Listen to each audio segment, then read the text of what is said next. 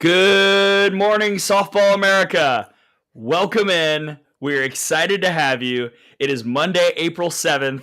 We are like a month away from conference tournaments and Selection Sunday, not that far away. And we are excited to talk about a lot of stuff, about drama, about intrigue, about plot twists, about crazy things.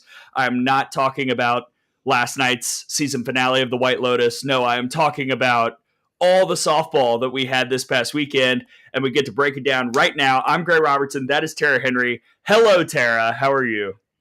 Good morning. Good morning, everyone. Sorry for being a little bit tardy. Our my mic is not cooperating. So if there's any issues and the sound is off, I'm gonna apologize now. But I'm just so happy you all are joining us. Also, we do have a challenge. If we get 10 super chats today, Greg will have to do the Woo Pig Suey. Okay, so I am now being bullied by super chats. But you know what? Sure, whatever. And James is already in there. So we need 9 more. This was Brady's idea this morning. So, and during this technical difficulties that we just had for the past 10 minutes, I was going to put it into YouTube. So it's not actually in YouTube, but if we get 10 super chats, then maybe we can have Coach Deifel lead it. Maybe. Coach Deifel, Courtney Deifel, the head coach of the Arkansas Razorbacks, will be joining us at what time, Tara? 12:30 Eastern. Perfect. So we will talk to Courtney Deifel in about 22 minutes. And until then, we're going to break down everything from the weekend. We're going to answer your top 25 questions. We will show some love to the chat. And before I flash a few messages, Tara, what is the reminder that we need to give all the wonderful people out there watching and listening? Yeah, head on over, and if you're on X, go to YouTube so you can like and subscribe to the page over there on YouTube. And then the chat is already hopping. Please let us know where you're tuning in from, and then head on over to the site on3.com/softball. Loads of content up on the site. Please subscribe and support our incredible staff. And we've got 2 more, so we need 7 more. Super chats for Gray to do the Woo Pig Suey. Please flash Nick's super chat up. I'll get there. I'm going to go in order so I don't miss anybody. So we're going to start with Jeremy. He gives a roll tide. Good morning, Jeremy. Joshua, Woo Pig Suey. He's just getting me warmed up, apparently. Apparently, this is the thing I'm doing now. Just whatever you people want when you send super chats. Rebecca, good morning, Tara and Gray. Good morning. James of the super chat. James, we're here. We're here. Welcome. Good morning. Julie, good morning, Tara and Gray. Let's talk some softball. Couldn't agree more. We've got Carol Luca, 77, saying hello. We've got Xavier saying good morning. Annie, hello, Annie. Good morning. Nick Tarina is here. More on Nick in a minute. I got a lot of things to say about my guy from Baton Rouge who brought us a lot of food. Awesome. Let's see. Oh, well, we'll do it now. Nick Tarina, is the late start due to a jambalaya-induced food coma? So many thanks to the Tarinas and Nick Tarina for bringing us, me and Tom, lots of goodies this weekend. You might see some on the dirt in future episodes, but we got some boudin egg rolls on Friday. We got some wonderful jambalaya yesterday that Tom took, and because we got home after midnight. So I said, you just take it, you pour some, you bring it to me when we do the pod on Tuesday. So I am trusting you, Tom Canterbury, and family to not eat all the jambalaya. Okay, Tom? A lot of trust. That's a lot of trust. Let's see. Man, these super chats keep rolling in. I am loving it. We're at boy. 4. Already? 6 more.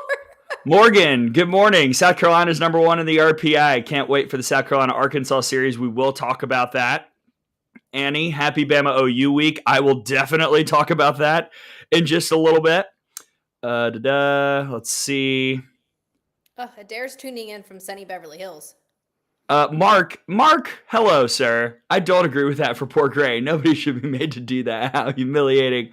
You know, I will do whatever the people want. I am a man of the people. I am here for the content. Let's rock and roll. Super chat from Nick Tarina. Please check the Brickyard for Tori's home run ball. So Game 3, Alabama did win, but let me tell you, I'm about to show all of you, dear people, one of the things you never see on the GoPro, and that is our reaction to the opponent. So here was the face. Here is the face I made at Torrey Edwards' 2-run homer in the 7th. Look at the hands on the hips. And that's just utter disbelief. I have not seen an opponent ball hit that far since Jocelyn Alo in 2019 at the World Series. Dead serious. Look at Tom. He's like, oh man. And you can see Michelle there in the corner. Like everyone's like, where did it go? That's incredible. Let's see. We've so many people. Get all those super chats up there, Greg. Come on. All right, here we go. Brandon, such a great weekend of softball. Couldn't agree more, Brandon. And we got your tweet, and we will talk about it because another chat I want to put up, Lonnie, that Arkansas-Florida review was a fiasco and ridiculous. When we talk to Courtney Deifel, we will address this. However, we obviously don't want to spend the entire conversation with Coach Deifel about this 24-minute situation. So we're going to talk about it now, Tara, because Tom and I, Sunday morning, went back and watched the entire situation. I pulled it up. We watched the entire thing because Saturday I was not really watching softball. If you know, you know. So I was catching up on everything on Sunday, and I was befuddled. And after talking with people, the rule was somehow correctly applied. It's just ridiculous that that's the rule, is my take. Yeah, I mean, where are you at in the rule book with this rule? Do you have the actual rule that was applied? I do not, but I will cite my source. My source is Patrick Murphy. We actually talked a lot about this Sunday before the game in our little pre-dugout situation with the support staff, and we were talking about this, and he was explaining how because it was a dead ball in the rule, it says that she is awarded first base, which is crazy and supposed to be scored a hit. I'm not sure if that's how it was scored, but by rule, it's supposed to be scored a hit, which is insane because that's not the common sense result of what we saw. And if you missed it, the clip is everywhere. It was a bunt down the first base line. Home plate umpire ruled that it hit her. It didn't. It wasn't close, honestly. I don't know why. It looked like he was guessing. And because of the dead ball ruling, by rule, first base was awarded to, I believe it was Carly Davison. So it was a dead ball appeal. Sure. If that's, I mean. So I was in the rule book too at 6.9 is the dead ball section. But in terms of being reviewed, so it was reviewed, right? It was a dead ball. And then Courtney Deifel reviewed it. And then it went to apparently the NCAA office. That's what was said, which we'll ask Coach Deifel when she jumps on the show here. But to go from having one out first and second to bases loaded, no out, I think after 24 minutes, Coach Walton's actions were justified. Yes. I mean, I was hoping he'd dig up home plate because Coach Walton knows everything about that field, and I wouldn't be surprised if he dragged it at night or was packing the batter's boxes in. I was hoping he would rip it up and throw it like they would throw a base, but just a really interesting application of the rule, and I really want to get clarification from Coach Deifel on what was said by the umpires after the appeal and then the awarding of the base on the dead ball. So really, really interesting stuff. I know we talked about it throughout the weekend. I still want to hear exactly what was said by the umpires, because that's where you get the real explanation, as when the two head coaches come together and they explain to the coaches. It doesn't always get relayed up to the booth. And I know Madison Chipman was in the book there trying to figure this out for the rest of us, but just a really interesting play. And, I put a post up that the game knows, and for Florida to come back and win that game, it was almost like they weren't going to be denied even on a play that they didn't necessarily agree with. So just really, really interesting rules and stuff that we'd love to discuss. And again, we'll get clarification from Coach Deifel. We'll ask her once and see what they said. And if anybody else has any comments or you're in the rule book, you can put them up in the chat. Yeah, it was. I think the thing that bothers me the most is it's just not common sense. Like, first off, it didn't hit her, so why are we rewarding Arkansas for a screw up of the ump? It wasn't close. I don't know what he saw. And also, she was out by 4 steps. So I hate that that's the way the rule is applied. Unfortunately, by the letter of the law, that is what it is. It's really stupid. And I understand why Tim Walton got as frustrated as he did. And what I love about that moment is he did the thing where he heard the explanation and he started to make the walk, and you could see it. You could see his head like, okay, should I? I'm thinking about it. Should I? He gets back to the dugout and he's like, yeah, I am. And then he comes out and starts kicking everything. And Nick I got it on my page. I was concerned about his hat and shoes getting dirty as well. All right, on Sports Center, they talked about it. And I can't remember which anchor it was, but it was like, oh man, he's getting his Jordans all dirty. And it's so funny because I know Coach Walton takes pride in those shoes. He's got the kicks. Oh man, another super chat. Thanks, James. I think we need 5 more, and Gray's doing Woo Pig Suey, so we'll see how that goes. That was me training for it. I was gonna say, is that it? I don't know how to do it, so I would love for Courtney to teach me. Okay, we'll do a Woo Pig trial, I guess, lesson. Yeah, let's something or other on this rundown. Yeah, we should have sent it out to the people so they could hold us accountable because we're 12 minutes in and haven't even started here. Well, we have started because the first bullet point was Arkansas, Florida, and frankly, it was the weirdest thing. We didn't talk about the game. We just talk about the one play.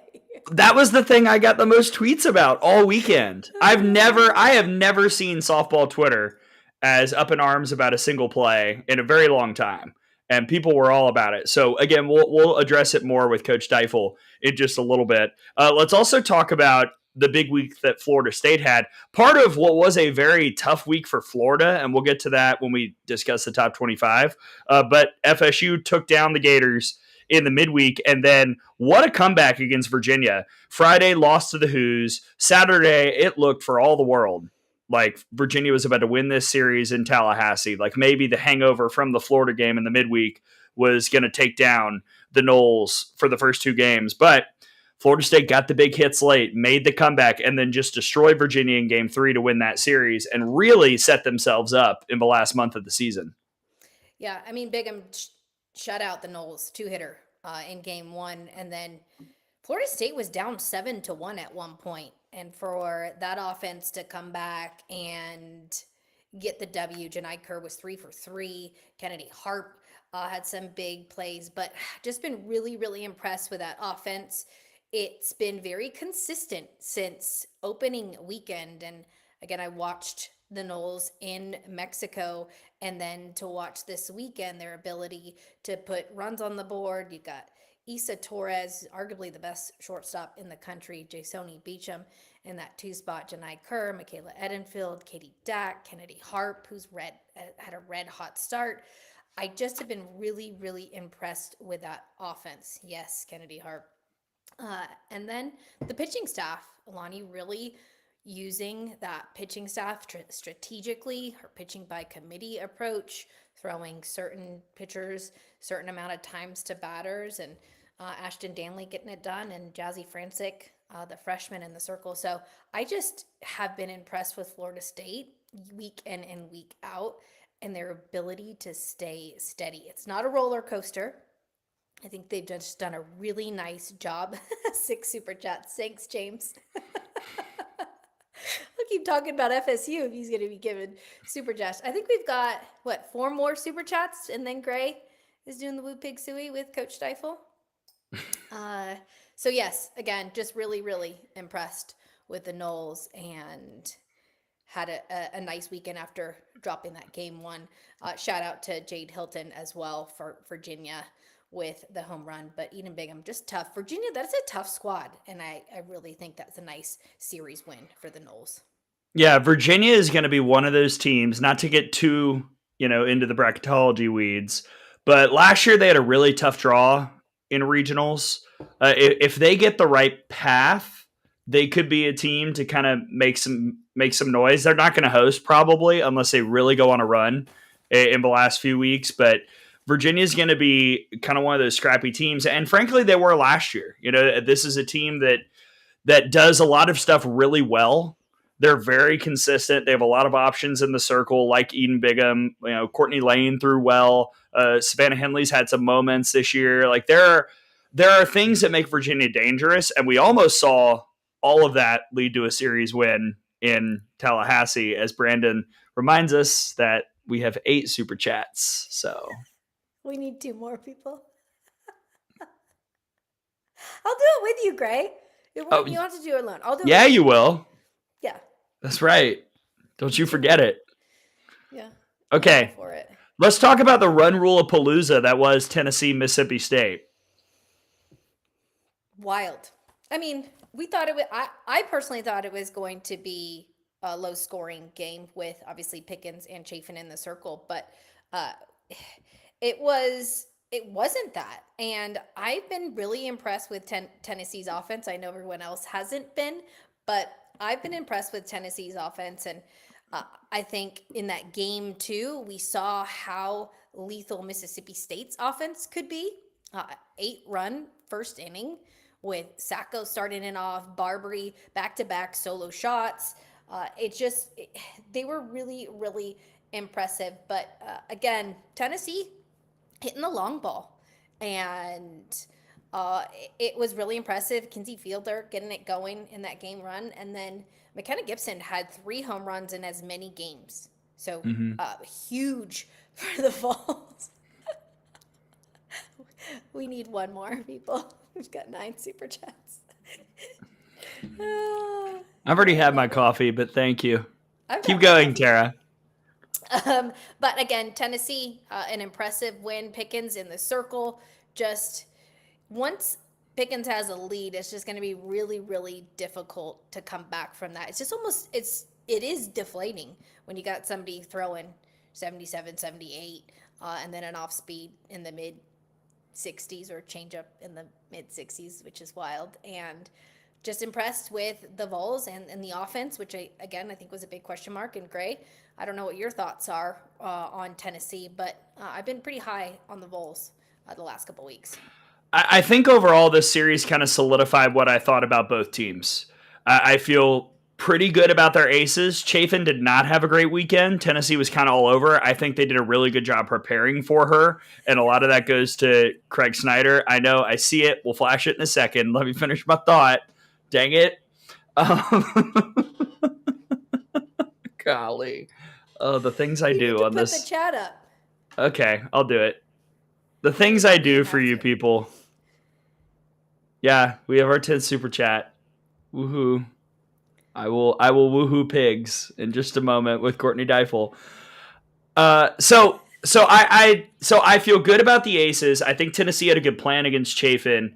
The Mississippi State offense showed kind of what we've seen in fits and starts this year, not necessarily consistently, but they do have that explosiveness that you need when you get to the postseason. I think Tennessee offensively is pretty well coached.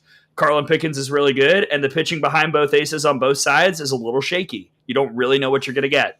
So all in all, it kind of solidified how I feel about both teams. I think the better team won the series, but I picked Tennessee to win that series 2-1, so I wasn't surprised that Mississippi State did take a game. I think the only thing that surprised me was how lopsided all of the wins were. That was kind of the only thing that caught me off guard this weekend. Same. I agree with you. I thought we were going to get at least one, pitcher's duel there. 1-0 ball game, 2-0 ball game. And again, just the other way around. And I think, that's indicative of some aces in the circle and also some good offenses. I think we're seeing a lot of runs scored, and a lot of has to do with data analytics. And I think, again, we talked about this at the start of the year. I think hitters have a little bit of an advantage still on that side. All right, let's talk about Arizona, Oklahoma State. This was fun. So I watched I listened. I listened to the Friday game while I was driving to Texas through the backwoods of Louisiana and East Texas. And I was very impressed by what Oklahoma State did. That seventh inning comeback, really, really strong, the way they finished off. And then how about the bounce back of Arizona to put together the performances that they did on Saturday and Sunday and capping it off with a shutout? Just it was a really good week for Oklahoma State perception wise. Even though they lost the series, they played quite well. And Arizona proved that my preseason pick of having them in the World Series, I still feel pretty good about it. This is a team that can make a lot of noise down the stretch this year. Yeah, a couple things here, Gray. I think for Oklahoma State, it's good to see Claire Tim back in the lineup and doing some big things. She was a threat this weekend, and she's the one that started that rally in the seventh, that 4-run seventh in game one. Rosie Davis, then with another 2-run home run. But Arizona, we've talked at length about Arizona. I posted Devin Netz is a beast. She flat out is. That her ability to take the game into her own hands is what makes her so fun to watch. She throws 5 shutout innings, and then she gets in there and gets at insurance runs with a 2-run bomb. I watched her compete in person against UCLA, and there is an intangible quality to Devin Netz that every coach would love to have on their team because she is a flat out competitor. For me, a joy to watch, both in the circle and at the plate, and somebody that competes every pitch. And I think that's really, really going to help Arizona heading into these next couple weeks. But again, just really was impressed with Arizona. And like you said, Oklahoma State wasn't the best weekend for them, but there's some things that are starting to work and get going. Yeah, I see Annie's question, and I heard the bloop as well, so I believe our guest is here. But the question is, it panic time for OSU? I don't think so. Ruby Malin gives you a shot every time she's in the circle. I still think they did some fairly good things this weekend. It just winning at Arizona is really hard, and Wednesday will be an excellent test for the Cowgirls as they take on Boomer Sooner at Devon Park at OKC. We will learn a lot, Tara. Yeah, we'll talk about that as we preview the weekend. Oh, yes. But we still have more things to talk about from this past weekend. And really, besides the rule bonanza, which, again, we will discuss, it was also quite the weekend for the Arkansas Razorbacks, winning that road series down in Gainesville against the Florida Gators. And there's no better person to talk about all that with than the woman who was leading the charge for the Hogs. And that would be the head coach for Arkansas, Courtney Deifel. Hi, Coach. Welcome in. Hey, guys. Thanks for having me on. Please don't ask me any questions that are going to get me in trouble from the weekend. I feel where this is going. So just don't get me in trouble. I'll start with an easy one.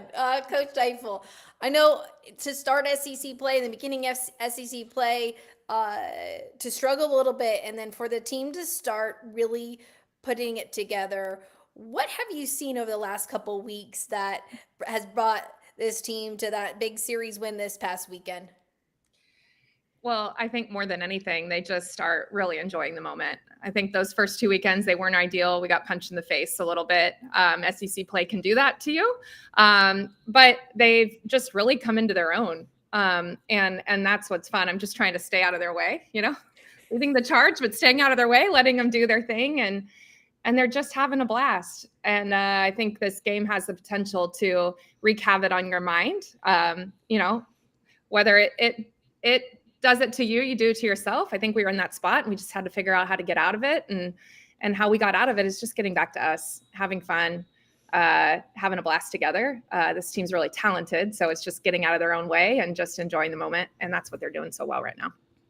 What does it say about the mentality of your team that they were able to come back and win game 3? Because game 2 was chaotic and emotional, and the performance on Sunday had to have really impressed you, just the fortitude and the grit that you saw from your squad and what they were able to do against the Gators to wrap up that series. Yeah, I thought Sunday just showed a ton of character and a ton of heart. Yeah, Saturday was heartbreaking. It's one of those, like, my husband keeps saying, that's softball and baseball sometimes, because I'm like, we dominated the game. We left 18 runners on. I mean, they're an explosive offense. We were keeping at bay, but that's the game sometimes. And you feel like it comes down to that last hit. It doesn't, that's just, the last emotional punch, but there were plenty of times we gave them a little too much early. We had our chances. And we left 18 runners on, which is like, yeah, come on. They were better in the moment that day. And so for us to turn the page and come out, even the start of the game wasn't necessarily how we drew it up, and they just kept fighting.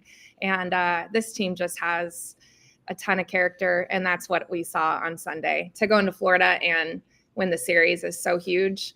And I really felt like I was impressed with our team all 3 days. I know the Saturday outcome didn't go our way, but I was impressed with our team and really, really proud of the way they fought. And Brie Ellis, what a season she is having. Her numbers are out of control, and I want you to talk about Brie Ellis, but also Ella McDowell getting it done and really stepping up. Can you talk to me about, or let me know what it's like for those two to be back-to-back in the lineup and what those conversations are like? Because I'm sure when Brie doesn't get pitched to, there's a little bit of saltiness when McDowell gets up to the plate. Which one do you want me to talk about? I want to talk about both of them. No, well, the year that Brie is having is almost not human. For a hitter of her type to be hitting 500 and slugging what she's slugging, putting up 20 home runs, she is just not human. I don't know what else to say. I'm just really glad I don't have to call pitches against her. I'm glad she's in a Razorback uniform. But just what she does for our team is just fuels them. She gives them so much confidence. And the influence that Brie and Ella have had on each other is just really cool. I mean, Ella is from the same area. They're from the same travel ball organization. So they've known of each other for a long time. And so just to have the conversations, I think Brie has made her even more confident. Ella's a very confident individual, but Brie has just had such a huge influence on her of just handling the emotion of the game. And then if you watch Ella just has a ton of personality. She is just like gonna, vomit personality at you, and Brie's that way. And so they've brought a lot of out of each other and out of the team. It's just not those two. It's definitely spilled out onto everyone. But yeah, I mean, when we looked at Sunday, we didn't think they were going to pitch to Brie, just with how the weekend has gone. And so it's just trying to find that right person to put behind her. And we didn't have Courtney Day available Saturday or Sunday. So it's like, okay, who are we going to put back there that's going to handle it? And Ella was the no-brainer with how she's seeing the ball, her approach. She can stay really level emotionally in that moment. It almost just like hypes her up to go around Brie. And the amount of respect they're showing Brie when they're actually walking her to put a runner in scoring position for the next hitter is just tremendous. So it just fuels our team. And I thought Ella handled it well. I thought our whole team stepped up. It was big time. Brie Ellis for Player of the Year. Yes. Who says no? Yeah, I'm not waving me. that flag. I'm holding that banner. Are you asking me to vote? I'll vote. We vote every week, and I vote. Somebody asked me how I couldn't vote. I said, "What are you talking about? I voted last week, and that's who I voted for." Like, me too. I am waving that flag for sure. And I love what you said about Ella's personality as well, because when I met her at the Alliance All-Star game over the summer, that was the first thing I heard from Jamie Loprice. She was like, Ella McDowell, you're going to love her. And we started talking, and I was like, oh my gosh, I can see it with this kid. And it's so fun to watch kind of that personality and that joy come out on the field, and just the production has been so impressive, and especially the response, like you said, to that pressure of having to hit right behind Brie. That's got to be so rewarding as a coach to see it all pay off like that. Yeah, it takes a special competitor to handle that moment so well, and we are lucky because we have a choice of a few of them that can handle that, which is pretty special. But Ella has just really come into her own the last few weeks. And I think that's the thing is for Ella, she has a ton of personality, but she has a ton of passion for the game, for competing, for her team. And so she just pours into everyone. And so it's just kind of brought out a little bit more spunk, should we say, from the rest of the team. And so it's just really fun to be around, and you can't help but just love playing with her, and I love coaching her. So I'm just really glad she's the Razorback. Now, Coach Deifel, I don't want to get you in trouble, but we have to ask because the fans are asking to ask you what exactly did you can just say what the umpires ruled on the field, just so we can get some clarification, because I think there was a little bit of misunderstanding on first the call, which was a dead ball, and then it was reviewed, and then it went to, I believe there was a protest filed, but I want you to explain. I don't want to get in trouble, but I appreciate your route to trying to butter me up with all these other questions to then come back around to the one that's going to get me in trouble. No, at the I was on to you the whole time. I'm like, I see what you're doing. Like, what is she waiting? It was a dead ball call. We reviewed it. It didn't hit our player. And in the review, you place the runner. So they called dead ball on a live ball. So they placed the runner, and then it went to a protest. So I think the misunderstanding is that everybody just thought the review in itself was taking 30 minutes. But once you go to a protest, it's even at that point, that particular rule is not in the rule book. It's an added rule. So it's not something that could be solved on site. It had to be solved through Birmingham, or even, I don't know the extent of what they went to solve it. It was either going to be Birmingham or Vicky, who is our rules intern. So I understand. Here. Yeah. Okay. So it wasn't in the umpire's hands anymore, even though, obviously the fans got really fired up. I understand Tim's frustration too. I think either side could have or would have been frustrated with how it played out. But it was a protest, and we resolved it before we continued play. So it took a while. I haven't been a part of something like that, but at the end of the day, you're just trying to do whatever you can to get it right. Move on. No, I just wanted to clarify, because people didn't know there was a protest. So so then they took so long. The review took 30 minutes. Well, no, it wasn't a review. The review came back relatively quickly, but then the application of that rule in the review led to the protest.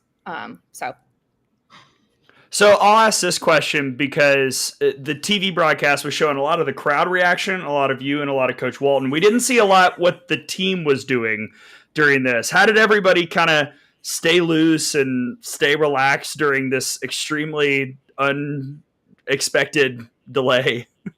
I have no idea. I was just talking with, Ella was on third, and then Matt, my assistant, was, we were just kind of talking through our take on it. And then you're just kind of figuring out, okay, what are you going to be told? Once it goes to protest, there's nothing really to do after that. It's just whatever they come back with. And so I don't know. I think when you're in it, you're like thinking it's going to come back any second. And then at the end, you're like, man, that was 30 minutes. Like, that was a long time. And so I don't know. When you're in it, you're just in it. Our team was dancing. I don't know what Florida was doing. They were behind me, but I wasn't paying attention.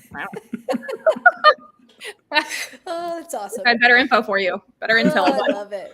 I want to switch gears here to talk a little bit about Robin Herron, because for her to hold down that offense, just was so impressed with her and her ability to compete and mixing speeds. And what has been the difference in Robin the past couple games? Well, she's really had a great year for us. She has really great spin. She trusts her stuff. I think that's the biggest thing, is just trusting her stuff and knowing that her stuff can compete with anybody in the country. And you can see that in a lot of the games, even with, back to Oklahoma, she was in a 1-0 game into the seventh. I think it was a one hitter into the seventh.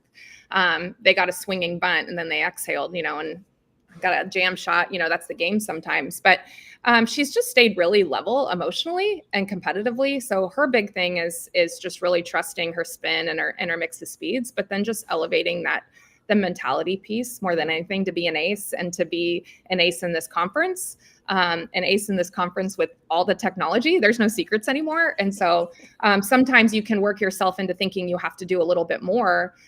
because of what they know or what they do. And so just getting her to trust her stuff. Our defense is exceptional behind her. So just the ability to trust your stuff and feed your defense is so huge. But she's done that. Her numbers last year were really good too. But she's just kind of flown under the radar. And she just continues to just be really big for us. And I'm just really proud of her. Last thing for me, Coach, you've got a game tonight against North Florida, so you're sticking around in the Sunshine State, and then you've got South Carolina coming up this weekend. What's going to be important for your team to kind of keep the focus, perform tonight, and then keep it rolling this weekend against the Gamecocks? Well, I'm 100% focused on tonight. It was just, especially coming out of such a highly emotional series. It's a heat that we haven't played in. There's a lot of things. And so, it's more so let's focus. Let's do what we need to do tonight. North Florida is really tough. They have a really tough ace, that I'm assuming we will get. And so that's the focus right now. Can you ask me tomorrow what I think of the Gamecocks? Because right now, literally 100% of my focus is on North Florida. And then we'll turn the page to South Carolina. But it's just, letting our girls rest this morning, our players rest this morning, and we'll get to video and get ready to compete tonight, and then get them home and rested and be ready to be home. South Carolina's having a tremendous year. They pitch it really well. They're really, really competitive. Ashley and her staff have done a really great job. And so, but we'll focus on that starting Tuesday, or probably tonight when the game's over. But yeah, it's nice to get a little extra sunshine though, I'll tell you that. Well, last one for me. I think Gray was going to try and let this slide, but because we had 10 super chats and because we made you answer a difficult question, Gray has to call the Hogs. Oh, I'm true. sorry. You're turning a little red there, Gray. It's just the lighting from the ring light. I apologize. Did the lighting change in the last 30 seconds? I'm ready, Coach. Guide us through it. No, you're on your own. I call them all the time. I don't know how to call the Hogs, so I was like, maybe Coach Deifel could teach me, but we can do it. Okay, Greg. well, it's kind of, to do it right, it's kind of long. Do we have the time? Oh, yeah. You have to hold it for 7 or 8 seconds? 7 or 8 seconds. 3 times. Oh, let me get my breathing in. Okay. You have to decide if you're a finger waver or a hand waver. Both are fine. Oh, you're a finger waver. Okay. Ready?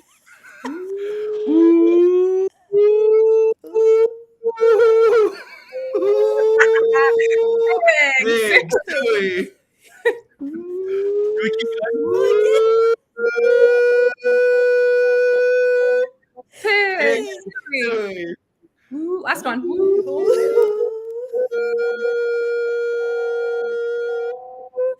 Big Suey. Razorbacks. Louder. Yeah. Louder. There we go. I sounded like a tornado siren when I was doing the woo. I know. Also, by the way, I let you off the hook a little bit because that wasn't the full seconds, but you were looking at me like this seriously can't be going on. So you're welcome. It feels longer than you think it does as you're doing it. I know. It does. It does feel longer, especially when there's just 3 of you doing it. And 2 have never done it before. But when you're in a crowded stadium, there's nothing like it. Oh no, the comments are they're so happy. Oh, that was amazing. Up, excuse me. 8 seconds. You did great. You did great. Thank you. Thank you, Coach. You're a natural at finger waving. I try my best. Gray is very much. Oh Lord, it's good to see you, Coach, and congratulations on this great run these last few weeks. Best of luck moving forward, and we will continue the campaign for Bri Ellis for Player of the Year because right now it is deserved. Absolutely, absolutely. Thanks, guys. Thanks for having me on. Thanks. Good luck, Coach. Tonight. Good to see you. You too. That was awesome. I'm tired. I'm out of breath. I started getting, I was like, let it get I was like getting a little lightheaded. I was like, no, this is a lot of wooing. It did sound like a siren. I couldn't do it because I heard it. Up. I heard it in my ear and I was like, this does not sound right. There's no way I'm doing this right. There's no way I'm doing this right.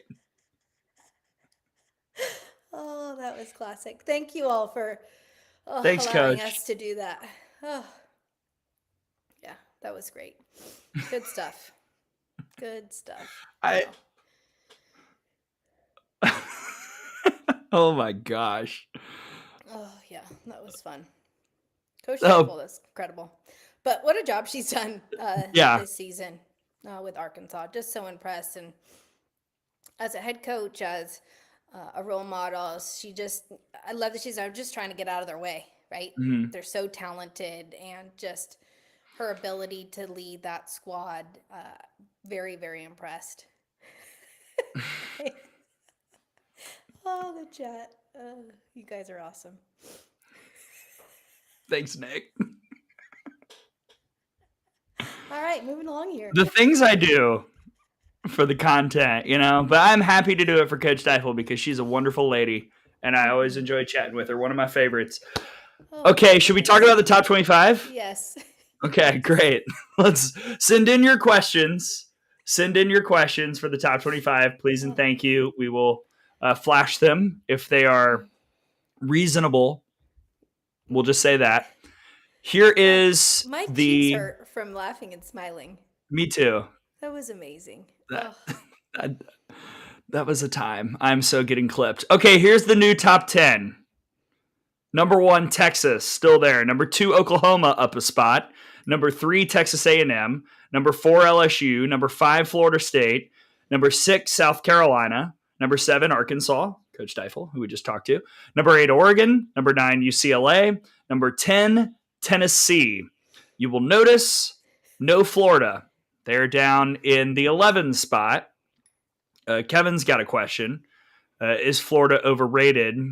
Is that coffee or tea? Coffee. Either way. Coffee, tea? ... I still don't think so. I just think they've kind of hit the thing that they hit last year. Last year they kind of had a moment when they went out on the road trip to Missouri where they ran up against something and then they found it again and it carried them to the semis of the World Series. I don't think Florida's overrated. I think Florida's quite good. They just had a bad week. Welcome to the sport of softball. Sometimes you have bad days. Sometimes you have bad weeks. It doesn't necessarily mean that the rest of the year is going to be like that.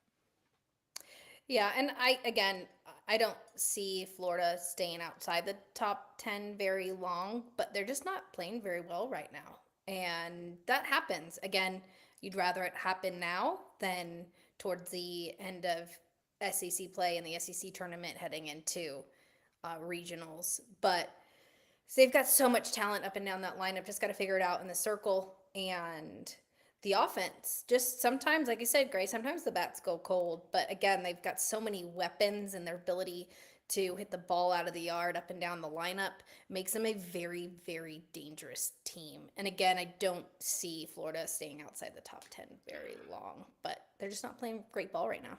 Yeah, if I had to raise one concern about Florida, it's the fact that since coming back, Rothrock has not been awesome. She's been kind of fine to okay.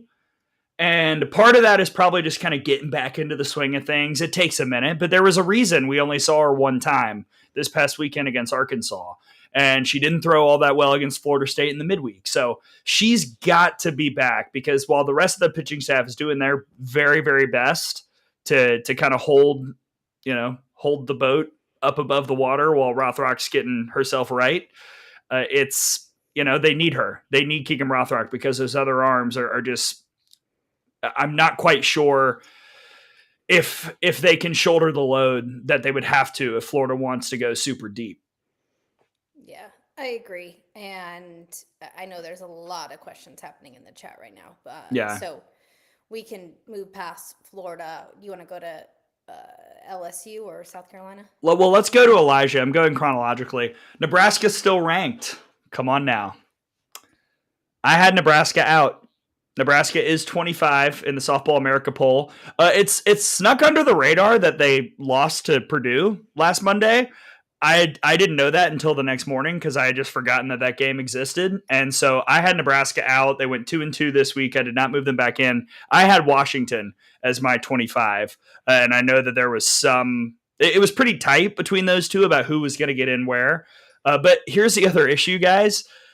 I had 27 teams on my list, and that was it. There were no options this week. Everybody who might have snuck in lost multiple games this week. So it really limited the options about who could slip in the poll. And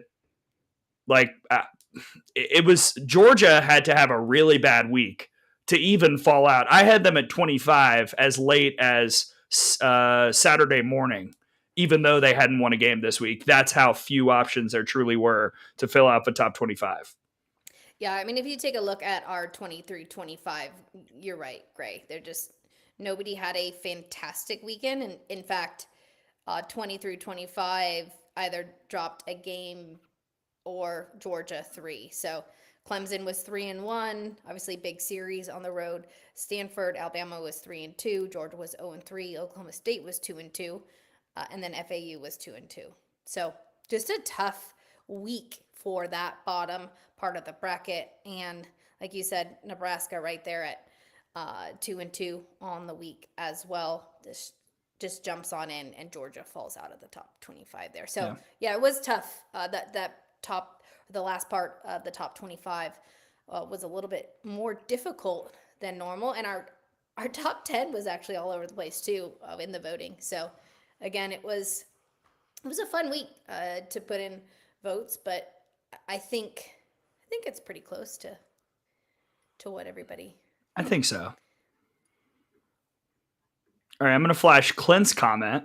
After seeing LSU this weekend, what is your opinion, Gray? I believe, I'm going to just assume that this is someone related to Jayla Lassiter. That's Jayla's uncle. Well, hello. He was on that photo last week. It's right there. Oh. You put that right here? Up. That's Clint right there. Yeah. Is that him in the middle? Yeah. Oh, hello, Clint. Very fun. So I, for those who don't know, I was not at the Saturday game. I drove to Texas for a funeral, but I was watching the entire time. I was there Friday. I was there Sunday. And my take on LSU is that offense is different when Danica Coffey is on base, and when she's not, things just get a little bit more difficult. Which, surprise, surprise, when your batting average leader is not on base, sometimes things do get a little bit more difficult. Tori Edwards and Macy Bajaron, they are terrifying. Jayla Lassiter had a really, really good week. She was very consistent. And if you get production behind those four from anybody, that's when LSU truly sings. We didn't really see that kind of consistent production on Sunday, and that's one of the reasons why Alabama won that game. And frankly, you didn't see it a ton on Saturday either, but you found just enough, LSU did, to win that one and to take the series. Sydney Berzon looked incredible. Jaden Heavner looked like a very talented freshman. She was excellent the first time. Second time was a little bit shaky. That's kind of how freshman pitchers go. But my overall analysis of LSU is pretty much unchanged. I think they're a top 3 team in America. It's very hard for me to rank them there because of what A&M is doing right now. But I'm very, very high on LSU, and that thought has not changed after this weekend. They played quite well, and very impressive to watch them come out and throw a haymaker like they did on Friday, because it was a blitzing almost immediately to start the series. Yeah, and for me, Gray, I agree with you. I think the biggest stats that kind of stand out to me are LSU is second in the SEC in batting average and second in ERA. So that's a pretty balanced squad. And when you can pitch and you can hit, it makes winning ball games a lot easier. And again, I do agree when Danica's going, but I mean, that ball that Nick Torina super chatted us for, that Tori hit was... Just a reminder, my face on the Tori Edwards home run. I mean, her and Macy, you've got speed, you've got power, and I still truly believe they had a pretty bad day against South Carolina, and it was a bad day to have a bad day to drop to, and I just have been really impressed with LSU, and they're going to get tested the next 2 weeks, so we're really going to see what LSU is made of, because they've got a tough road ahead. Yeah, so here's the beautiful thing about this wonderful sport. I just said all these things about how I think LSU's better than A&M. Prove it. LSU's at A&M this weekend. We're going to learn immediately. I also love this thought from Haley, and it's not really about the top 25, but we talked last year and we were breaking down the brackets, and next week I'll have the resume packet. I didn't have time to put it together today, but 14 through 16, it seemed like nobody wanted to host. This year, it seems like nobody wants to get ranked. Like, even I had Kentucky right there. I was ready to move them in. And then they lose the series to Auburn. And I was like, well, off we go. Iowa, fringe. And then, got smoked twice by Nebraska. So it would be awesome if some of these teams at the bottom who are pushing the top 25 would actually win. Would be great. Let's see. That was so nice of you, Greg. You don't think they're trying? No, I do think they're trying, but they're not succeeding. So please win so I can move you in. I would love to. Let's see. You crack me up. All right. This is a good question from Xavier. Where would you say the biggest gulf between ranks are? Top 3 than everyone else? Top 5 than everyone else? How many teams do you think have a legitimate shot at winning it all this year? Tara, what say you? Sorry, Michael Brown is throwing up a $20 super chat. You got me confused there about what you just said. Say it again. Where would you say the biggest goal? Okay, top 3 and then everyone else top 5. I think it's top 5, top 6. I think we're looking at Texas, Oklahoma, Texas A&M, South Carolina, LSU. I think UCLA is in that conversation again. They've had a pretty quiet last couple of weeks in terms of publicity, but Arkansas is in that conversation too. So I just talked myself into top 8 and then the rest. I think there are 4 teams that I feel really, really, really good about. There are 5 or 6 teams I feel really good about. And then kind of everybody else I feel good Tennessee's about. In there too. I don't know. Go on then. I want to hear what your Well, I can find a hole in Tennessee. And the teams that I feel really, really, really good about are the teams where their hole is they just didn't play well. Not this is an obvious weakness. You know what I mean? What's the hole? What's at Tennessee? What's the problem? Pitching behind Pickens. Okay, but what if Pickens is pitching? She's not going to pitch every game all year. Okay, wait. You got to just get out of the regional and win 2 games in a super, right? I'm just saying she's not going to pitch every inning all year. And so that to me is a hole. I like LSU's. I think right now the biggest hole in LSU's team is sometimes they just don't play well. But I think they're pretty well rounded. I think they've got a true staff. I think the decision to start Vallejo was one that made sense on Sunday because they're looking for that third. Who's going to be that third to eat up some innings as the season goes down if they need her to? And Vallejo threw pretty well. I think they kind of played that right about when to pull her and when to keep her in the game. But I kind of think there are about 15 to 16 teams that I feel either really, really, really good about or really good about. And then everybody else has flashes of, oh, I see it. And then I also see games where, oh no. And that's my very scientific way of evaluating teams. Really, really, really, really good or really good about it. I'm just going to backtrack and say Texas is in an island on their own. Agreed. And then it's the rest. They can pitch, they can hit, and they can play defense. Yes, Auburn won a series. Auburn won a series, yes. All right, here's that Michael Brown super chat. Hello, Thanks, sir. Michael. Not even a comment. Bruins. Oh, here it is. Bruins. Go Bruins. Yeah. Big weekend for the Bruins against Ohio State. Yeah. The ball was just flying out of the yard there. I said the ball flies out of the yard at Easton. I'm guessing a couple cars got hit on Sunset Boulevard. Probably. Does anybody else have any top 25 questions? Please submit them now. Yeah. I can stall by... I can tell a story. Did I ever tell you the story about how Coach Inglis used to make us go and pick up all the balls? No. Yeah, so if there was balls hit out during practice, we would count them. And then after practice, we'd have to bring that many softballs back to the field after they were hit. So there'd be 10 UCLA softball players on the hill just above Sunset Boulevard as cars, just to get the softballs back. Because those cost money. Yes. $4 or $5 a piece. And so, yeah, we used to just go out there and we'd get the big old bucket and have to bring back, let's say we hit 15 out and you have to bring back 15 softballs. How many did you hit out? In my career, none. But I have none? one home run. Yeah. In practice I did, but not in the game. Well, but in practice, that you had to go track down your own. I wasn't a ton of power. in this. Yeah, but hey, Yeah. you find one at some point. But I was a good teammate, and I went out and I was really good at finding all the softballs on the hill. Yes. Kayla's got a thought on UCLA, the KT Grand Slam.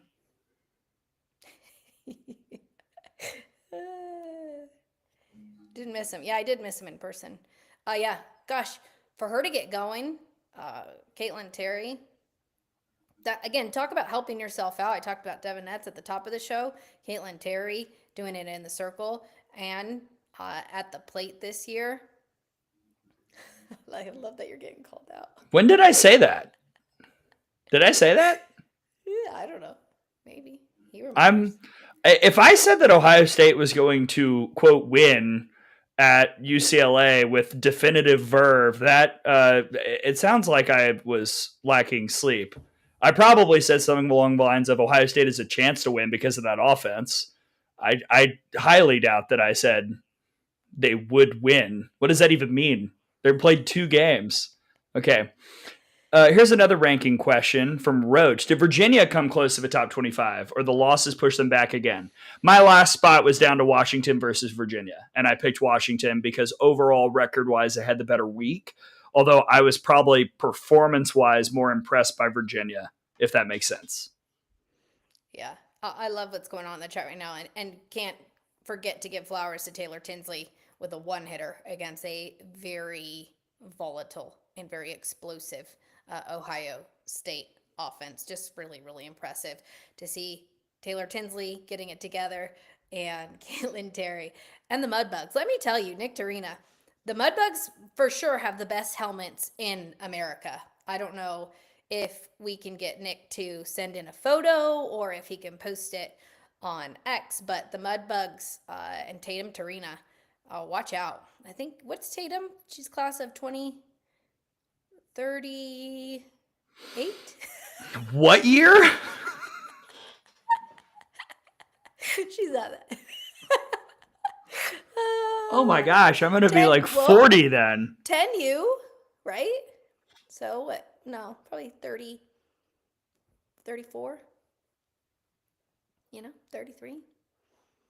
Wow, I just came to the realization about what my age would be at that point. That's fun. But yes, many thanks to Nick Torina as well for the restaurant Rex. I just keep thinking about all the things I need to thank Nick Torina for from this week. Any other top 25 things, Tara, before we move on to what's coming this week? If you have any more comments and questions about the top 25, head on over to the discussion board because I know it's popping off over there and Brady's got it going. 2032. Thanks. There we go. Tatum, 2032. Ooh. Let's table that. Roach, I see your question. Let's talk more RPI and what that means and bracketing stuff next week. I'm going to put that on the rundown for next week because we are going a little long today, as we do. Welcome to a show with Gray and Tara. Okay, here's what's coming up this week. How about a little Bedlam? A little Bedlam with BMO and Smitty on ESPN2 coming up Wednesday from Devon Park in OKC. It is Oklahoma State and Oklahoma. Oh, Yanette's back. Hi, Yanette. Oklahoma State, Oklahoma. Tara, let's rock and roll. I'm ready to go. This is going to be fun. It always is. Oh, I wish they could make it out to Devon Park and see this matchup. I think it's going to be an interesting one. We're going to probably get Ruby Malin in the circle. She keeps the ball down in the zone. And, Oklahoma had a bye week. And sometimes the bye weeks are great because you have a little bit of rest from the SEC. Obviously, a game got canceled due to weather. So they're going to come out ready to go. Or sometimes you can come out a little sluggish. Just depends. But again, I think it's going to be a fun one. And I wish we could both be there. But what a test for both squads. I think Oklahoma is, it's funny because we talk a lot about Oklahoma this, Oklahoma that, and the fans wanting them to be in the number one spot. For Patty Gasso to do what she's been able to do with this young ball team squad, it's impressive. And I think we're going to see, again, how they're tested in a high stakes manner. So just excited to see what happens this week. I'm very excited to watch Oklahoma for the first time with like a scouting eye because we'll talk about Oklahoma, Alabama coming up in a bit. But normally when I'm watching these games, I watch as someone analyzing it and I watch it as a fan. Those are kind of the two hats that I wear when I'm just watching softball. Now I'm going to be like crushing tape, like, okay, where are the weaknesses? Like, actually, what are the things that I see on film for hitters and pitchers that teams can capitalize on? And I haven't had to do that for Oklahoma since 2019. So I'm really excited to kind of get into the weeds of the Sooners and break down swings and pitches and locations and all that stuff. So very, very excited. Wednesday is going to be a lot of fun. Cannot wait for Oklahoma State, Oklahoma. Tara, don't cry, but the Pack is back, except not. It's a Big Ten series. Washington at UCLA this weekend. How do you feel? Don't cry. I'm not going to cry, but it's great. I mean, it's an epic matchup, and I think we're seeing a Washington team really find their identity and always play tough down at Easton. And again, I think we're going to find a lot about Washington heading into this series. I think we know what we've got with UCLA, but I think the question marks about Washington are still up in the air and be really advantageous for the Huskies to go and get a series win on the road if it's possible. But I think, again, we're going to find a lot more out about the Huskies rather than the Bruins. Yeah, again, Washington first out of a top 25. You want to get in? Make a statement this weekend in that series in Westwood. Speaking of the West, Florida State at Cal in a game that has some ACC significance. Tara, and a series where Florida State and Virginia Tech right now neck and neck, but this feels like one of those trappy type weekends for the Noles. They got to make sure they take care of business in this road trip out to California. Yeah, 11-1 in ACC play, the Noles, to go out west. They're going to play St. Mary's before going to Cal. But I agree with you, Greg. Cal's always a scrappy squad, and they're gonna have to fight it out west to make sure they don't get sniped by the Cal Bears. And a good test. And again, these long flights from coast to coast, how that's impacting the players, how it's impacting the staff, and what that travel schedule looks like. Again, I think we're going to see it a little bit different next year in terms of how travel is kind of pieced together. Yeah, I'm curious what the travel plan is. Does Florida State drive to Atlanta and take a direct flight to California? Is that like, what do they do? I wish we knew the answer to that, because how teams are managing these cross-country trips, I think, is fascinating, because it is not easy on the staff, on the players, on the directors of operations who are out here just like going to war with budgets and airlines and everything else to make sure teams get where they need to be. Maybe that's something we talk about in the offseason, some of the work that some of these programs have had to do behind the scenes just to play these games. It's kind of incredible. Last thing, SEC series. There are a ton this weekend, Tara, that are really exciting. I've got 5 listed on this sheet. Which one jumps off the page the most to you? Well, obviously, I think we talked a little bit about LSU's schedule the next couple weeks here. I think LSU at Texas A&M is big, and then Tennessee at Texas. That's also a big series in the SEC. And I know we've got a couple more, but those are the 2 I've got my eye on. The fact that we have 3 top 10 matchups is crazy. Yeah, it's crazy. Yes, LSU, Texas A&M, South Carolina at Arkansas, Tennessee at Texas. It's out of control. 3 top 10 matchups just this weekend. Off the charts. LSU, Texas A&M. I want to see A&M's pitching plan. I want to see LSU's pitching plan. Very curious to see how these two teams kind of configure that. A&M's done a few different things. LSU did not throw Berzon in Game 3 against Alabama, even though she'd only thrown 85 pitches in the first 2 games combined. So what does that look like? TBD. South Carolina, can they keep it going? Arkansas, can they keep it going? This is kind of the battle of who can contain the momentum and sustain it. And then Tennessee at Texas, that lineup against Carlin Pickens, like, absolutely, let's go. Because Texas did sweep Missouri. We didn't talk about that. 2 of the games were pretty dicey. You know, a 1-run win and then an extra innings win. it was not exactly breezy for the Longhorns up in Columbia. And then finally, Oklahoma at Alabama. Now, just a little teaser here. Nicole will be here with me in this house / apartment area. And she will be staying with me, and we will be cranking out content, y'all. I have not confirmed her schedule. I think we're going to do something live Thursday, maybe Friday. We'll discuss, and then definitely something on Monday, either before or after the game. Again, stay tuned. We'll release all this once Nicole and I have finalized her travel plans.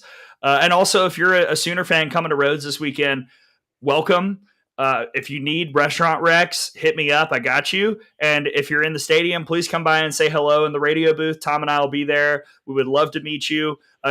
Just don't, not while action is happening. If it's between innings, we've got a minute break. Well, we would love to talk to you then. But please swing by, and we hope you have a good time in Tuscaloosa.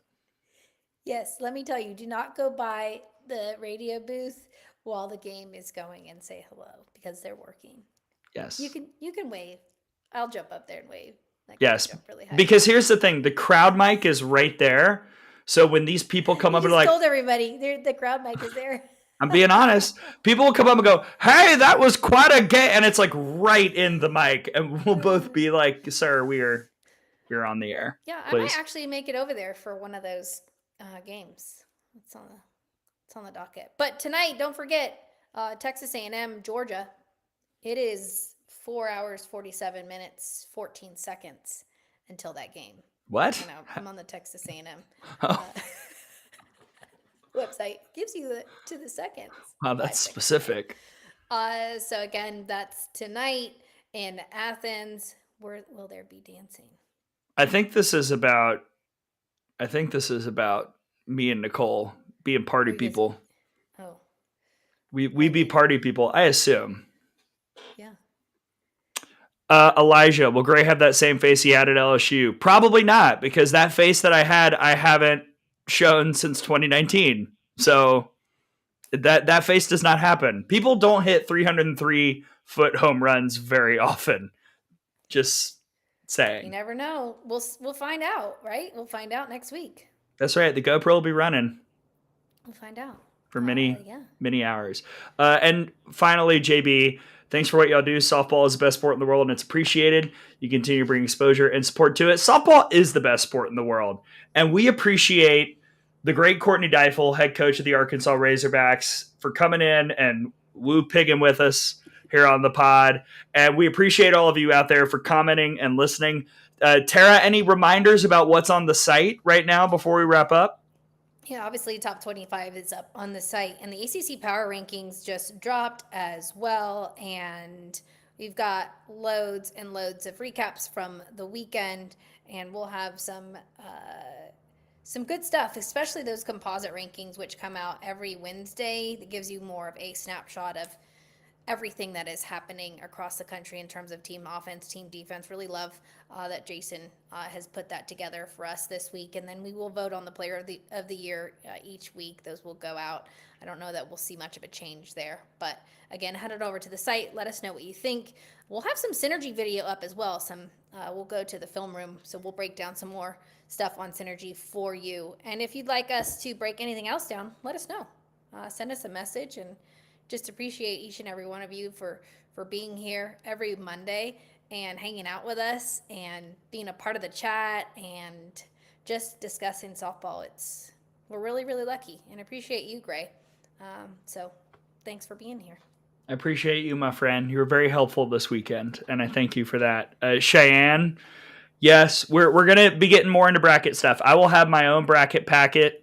Brady and I kind of do different processes for how we, correlate our data, and then we will share our notes. So I'm always interested to see how my list matches with Brady's and vice versa. Last week we had a lot of differences. This week it might be closer. We'll see, but we'll start talking about more of that next week on the show, as well as that RPI question that was asked earlier. So please hold on to that one and get ready for next week. It's also Masters Week, so enjoy the golf, everybody, along with the softball.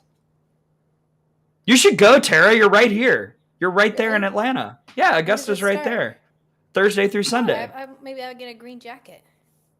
You're basically wearing one now. Wear this to the Yes.